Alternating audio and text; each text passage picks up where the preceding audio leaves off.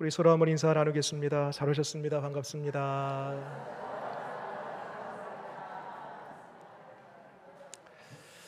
우리의 일상이 바쁘고 힘들다 보면 우리의 이 아이덴티티, 우리의 정체성을 망각할 때가 있습니다. 우리는 무슨 일을 만나든지 어디 있든지 간에 우리는 하나님의 성도, 하나님의 거룩한 성민입니다. 요즘 이제 농번기를 지나면서 많이 힘드시고 바쁘시고 참 어려움들이 있는데요. 기운 내시기 바랍니다. 힘을 내시기 바랍니다. 그리고 이 바쁜 와중에서도 나는 하나님의 거룩한 백성 성민이고 성도다라는 사실을 꼭 기억하고 살아가는 은혜가 있으시기를 바랍니다. 그래서 여러분, 바쁠수록 힘들수록 나의 정체성을 확인하고 유지하고 확장하기 위한 좋은 방법이 있습니다.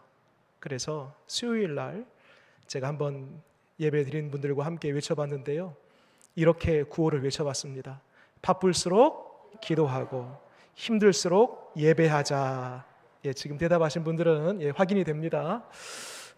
한번 저를 따라서 같이 한번 죄송합니다. 한번 해보겠습니다. 바쁠수록 기도하고 힘들수록 예배하자. 이제 연습했습니다. 진짜 한번 해볼게요. 바쁠수록 저를 따라서 하십시오. 바쁠수록 기도하고 힘들수록 예배하자. 이제 제가 선창하겠습니다. 제가 바쁠수록 하면 여러분들 어떻게 합니까? 기도하고. 제가 힘들수록 예배하자. 한번 해보겠습니다. 바쁠수록 힘들수록 그렇게 하시기 바랍니다. 그래서 힘들고 바쁘고 힘들지만 그 중에서도 하나님을 찾고 하나님을 구하고 하나님을 예배함으로, 그렇지, 내가 하나님의 사람이지, 내가 일하기 위해서 태어났나, 태어나서 일하나, 내가 먹기 위해서 일하나, 살기 위해서 먹나, 이게 막 혼돈이 되거든요. 그러나 기도하고 예배할 때에, 그렇지, 나는 거룩한 하나님의 사람이다 라는 것을 확인하고 유지하고 확장하게 될 줄 믿습니다. 우리는 지난 시간 로마서 8장을 통해서 많은 이 땅에 살아가는 사람들이 있지만 딱 두 부류의 인생으로 나눠진다고 했습니다. 한 부류의 인생은 내가 그 인생의 주인이 되어서 내가 그 인생을 책임지려고 하는 사람의 한 부류가 있다고 했어요. 또 한 부류의 사람은 내 인생은 내 것이 아니라 하나님께 맡기고 성령의 인도하심을 따라 사는 인생이 있다고 했습니다. 그 결과가요, 확연히 달라졌죠. 내 인생, 내가 책임지는 인생은요, 그 끝은 수고와 슬픔밖에 없었다. 그러나 성령님 나와 함께 하시고 성령님 그 인도하심을 받는 그 인생의 끝은 생명과 평안이니라 라고 했습니다. 오늘은 지난 시간에 이어서 우리가 성령과 함께 할 때에, 성령의 충만함을 받을 때에 어떠한 결과, 어떠한 열매들이 맺히는가에 대해서 오늘 말씀을 근거로 하여 함께 살펴보도록 하겠습니다. 여러분, 성경에 보면 하나님의 소원이 있습니다. 아니, 모든 것을 다 갖추신 완벽하신 하나님, 모든 것의 주인 되신 하나님이 무슨 부족함이 있어서 소원이 있나? 여러분, 하나님도 소원이 있습니다. 뭔가 소원이 있다는 것은 부족하니까 소원이 있는 것인데, 완전하시고 완벽하시고 모든 것의 주인 되신 하나님이 무슨 소원이 있나? 디모데전서 2장 4절 말씀 보니까 하나님의 소원을 이렇게 말씀합니다. 하나님은 모든 사람이 구원을 받으며 진리의 알기를 원하시느니라. 모든 사람이 구원을 받으며 진리를 알기를 원하시느니라. 여러분, 하나님의 소원이에요. 그만큼 하나님은 한 사람 한 사람 죄에 빠져 있는 그 영혼이 구원받은 백성 되기를 바라시는 것이 하나님의 크신 마음이라는 것입니다. 그럼 어떻게 죄에 빠진 그 인생을 구원하여 구원받은 백성이 되게 할 것인가? 우리 예수님께서 아주 중요한 방법을 하나 말씀해 주셨습니다. 소위 Great Commission이라고 불리는 지상 명령입니다. 최고의 명령, 가장 으뜸되는 첫 번째 명령, 그것은 바로 복음 전파입니다. 마태복음 28장 19절로 20절에 그러므로 너희는 가서 모든 민족을 제자로 삼아 아버지와 아들과 성령의 이름으로 세례를 베풀고 내가 너희에게 분부한 모든 것을 가르쳐 지키게 하라. 볼지어다 내가 세상 끝까지 끝날까지 너희와 항상 함께 있으리라. 또 마가복음 16장 15절에서는요, 또 이르시되 너희는 온 천하에 다니며 만민에게 복음을 전파하라. 누가복음 24장 48절에서는 너희는 이 모든 일의 증인이라. 요한복음 20장 21절에서는요, 아버지께서 나를 보내신 것 같이 나도 너희를 보내노라. 여러분, 마태복음, 마가, 누가, 요한 이 사복음서 전체에 걸쳐서 예수님의 명령을 소개하고 있습니다. 그만큼 예수님의 이 지상 명령은 중요한 것이기 때문에 사복음서 전체에 걸쳐서 명령하고 있다는 것입니다. 여러분, 이렇게 명령하신 분이 누구세요? 모든 하늘과 땅의 권세를 가지신 분, 모든 이름 위에 뛰어나신 분, 죄와 사망의 권세를 이기신 분, 왕 중의 왕, 바로 우리 주 예수 그리스도이십니다. 여러분, 예수님께서 이와 같이 제자들에게, 우리에게, 믿는 자들에게 명령하실 때 그 명령을 지키지 않는다라면 그 명령을 거부하는 거예요. 예수님을 거부하는 거예요. 왕 중의 왕, 모든 이름 위에 뛰어나신 예수 그리스도, 하늘과 땅의 권세를 가지신 우리 주님께서 우리에게 가서 복음을 전하라 라고 말씀해 주셨습니다.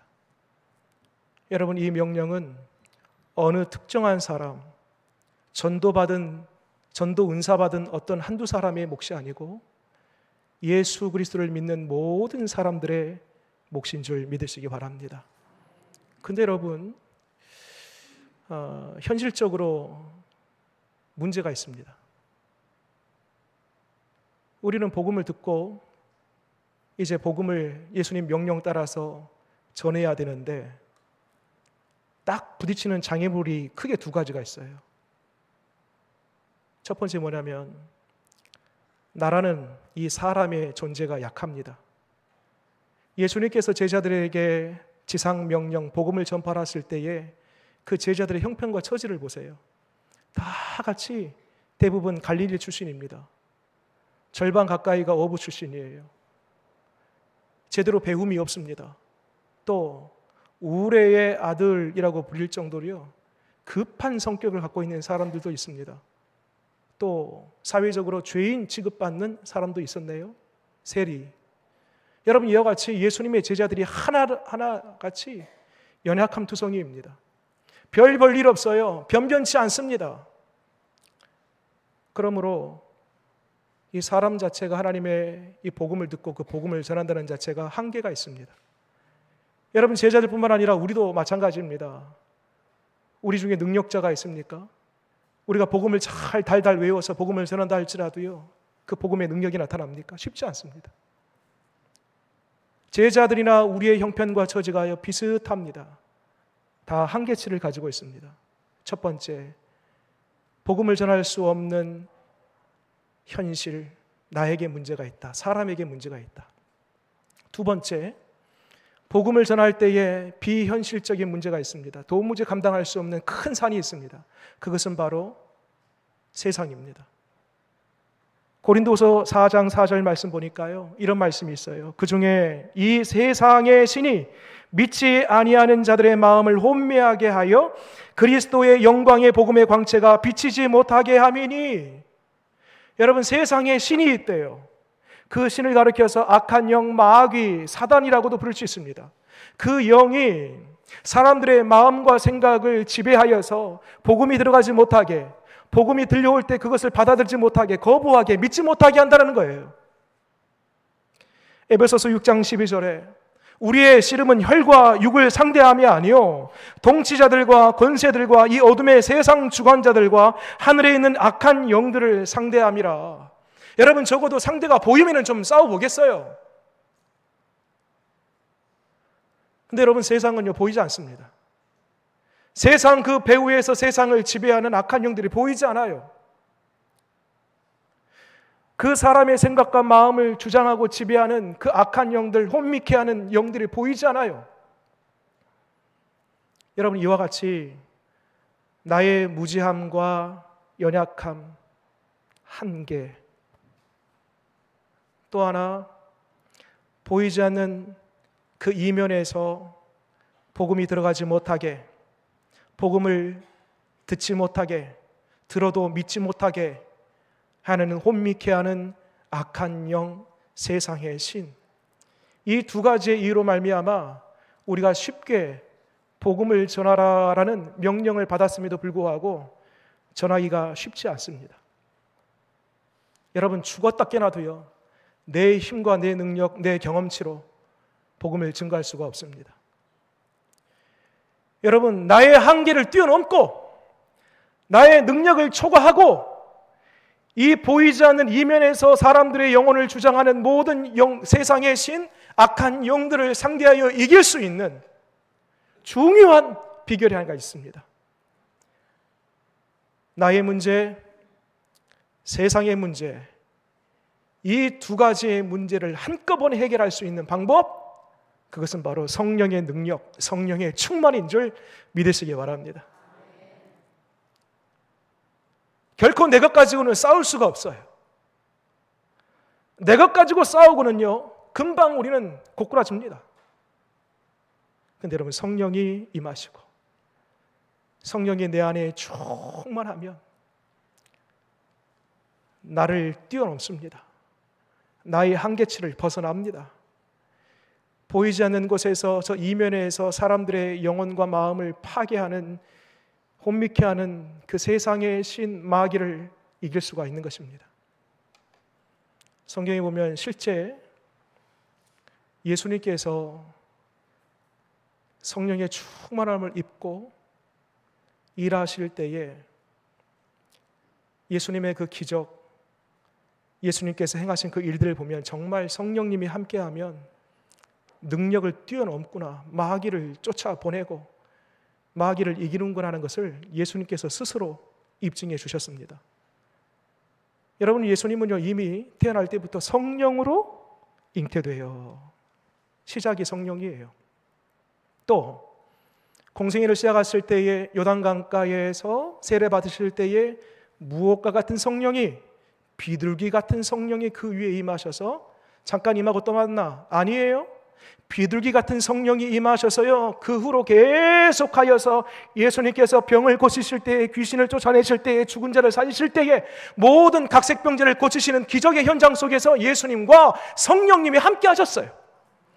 뿐만 아닙니다. 예수님께서 고난받으시고 죽으시고 부활하시는 그 현장 속에 고난을 이기시고 또 죽음을 이기고 부활의 능력 가운데 나타나게 하시는 그 모든 권능이 바로 성령의 권능인 것입니다.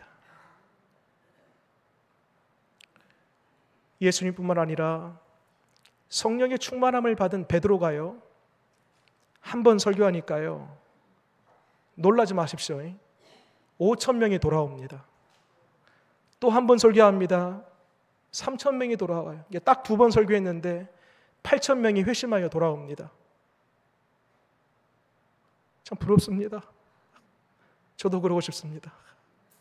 여러분, 베드로가 성령의 충만함을 받아서 성령의 말하게 하심을 따라서 선포하니까요, 한 번에 5,000명, 한 번에 3,000명, 수천 명의 사람들이 예수 그리스도 앞에 무릎을 꿇게 되는 놀라운 기적을 보게 되는 것입니다. 여러분, 사도행전 1장부터요 마지막 28장까지 이 전 역사가, 1장부터 28장까지 이 역사가요 몇 년 정도나 되냐면요, 고작 30년 정도밖에 안 돼요. 1장부터 28장까지가.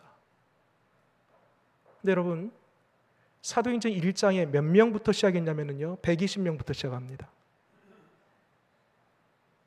120명부터 시작하여서 사도행전 2장에 성령의 충만함을 받고 이제는 예루살렘과 온 유대와 사마리아와 땅끝까지, 헬라 땅을 넘어서요, 문화권을 넘어서요, 로마에까지 쫙 뻗쳐나가는데 마지막 120명부터 시작하여서 성령의 충만함을 입고 마지막 28장 가니까요, 전체 인구가 로마에까지 몇 명 정도 되냐면 10만 명 정도가 됩니다. 별로 놀라지 않습니다. 세어나 보니까 830배, 기하급수적으로, 폭발적으로 늘어난 것을 보게 됩니다. 여러분, 숫자가 중요하지 않아요. 그만큼 성령이 임하시니까 나의 한계치를 뛰어넘고 악한 영을 대적하여 싸워 이기고 놀라운 기적이 나타나게 되었다라는 것입니다.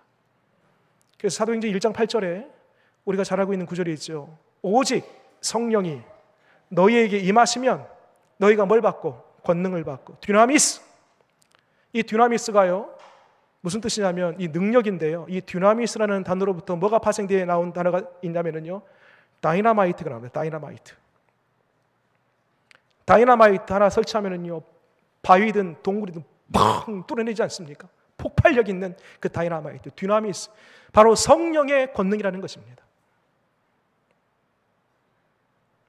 여러분, 성령님이 우리 가운데 임하시고 성령의 충만함을 받게 되면 예수님 때에나 사도들 때에나 그리고 지금 오늘 이 시대에도 동일한 성령의 역사가 나타나게 됨을 믿으시기 바랍니다. 질문 한번 드려볼게요.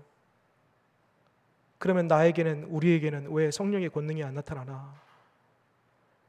왜 나에게는 예수님과 같이 혹은 사도들과 같이 초대교회와 같이 그와 같은 기적의 현장들이 왜 우리 주변에는 나타나지 않는 것인가? 왜 밋밋하게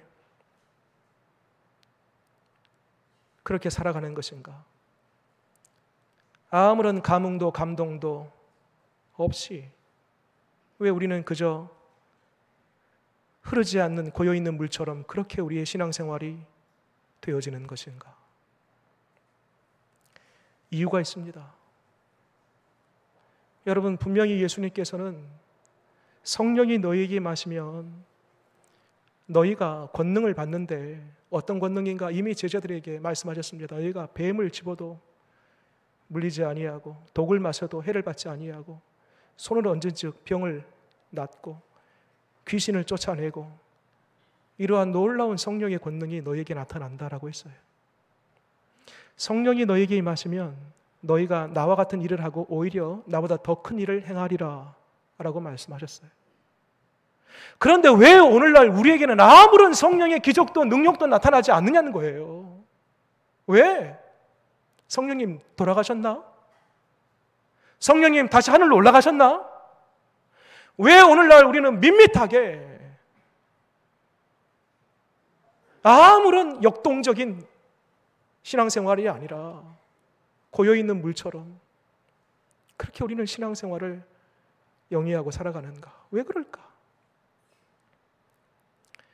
여러분, 성령님은 여전히 지금도 살아계심을 믿습니까? 여러분, 성령님은 지금도 살아계십니다. 지금도 여기 우리와 함께 하십니다. 근데 문제는 왜 아무런 일이 일어나지 않는가? 이 정도 하면 됐지라는 안일한 마음 때문에 그런 것입니다. 이 정도 신앙생활하면 됐어. 나 구원받고 천국 가면 됐지 뭐. 굳이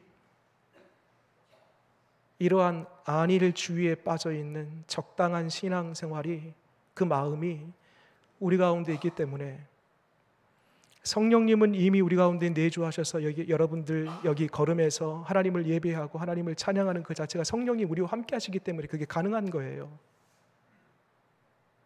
그런데 우리의 한계치를 넘어서 놀라운 내 삶의 기적들이 나타나기 위해서는요, 이 정도 하면 됐지라는 안일한 마음을 넘어서 성령님 사모합니다. 성령님 내게 기름 부어주시고 성령님 내게 충만하게 하시옵소서라는 그 성령의 사모함이 내 속에 차고 넘칠 때에 비로소 성령님의 역사가 나타나게 되는 것입니다.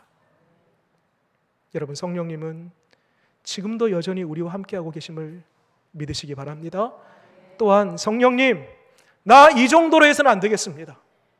나 이 정도로 해서 여기에 안주하면 안 되겠습니다. 성령님, 내 안에 계시되 충만하게 오셔서 충만하게 채워 주시옵소서. 그러한 사모함들이 저와 여러분 가운데 있기를 바랍니다. 그러면 어떻게 우리가 그 성령의 충만함을 받을 수 있을까? 오늘은 한 가지만 말씀드리겠습니다. 그 성령을 사모하면서 성령을 간절히 구하는 거예요. 이것을 두 글자로 기도하는 것입니다. 주님 말씀하세요. 악한 자라도 좋은 것을 자식에게 줄 줄 알거든 하물며 하늘에 계신 너희 아버지께서 구하는 자에게 성령을 주시지 아니하겠느냐. 여러분, 지금 어떤 한계에 봉착해 있습니까? 여러분 앞에 놓여 있는 산이 어떤 산이 있습니까? 도무지 해결하지 못할 그 문제, 그 숙제가 도대체 무엇입니까? 도무지 건널 수 없는 강은 어떤 강입니까? 여러분, 성령님 임하시고 충만함을 받게 되면 어떤 산도 어떤 강도, 문제가 나를 동서남북 둘러싼다 할지라도 성령의 충만함을 입으면 능히 뛰어넘고 승리하게 되는 줄 믿으시기 바랍니다. 날마다 성령님 내 안에 임하시되 충만하게 임하여 주시옵소서. 그 사모함 가지고 기도로 헌신하는 저와 여러분 다 되시기를 바랍니다. 기도하겠습니다.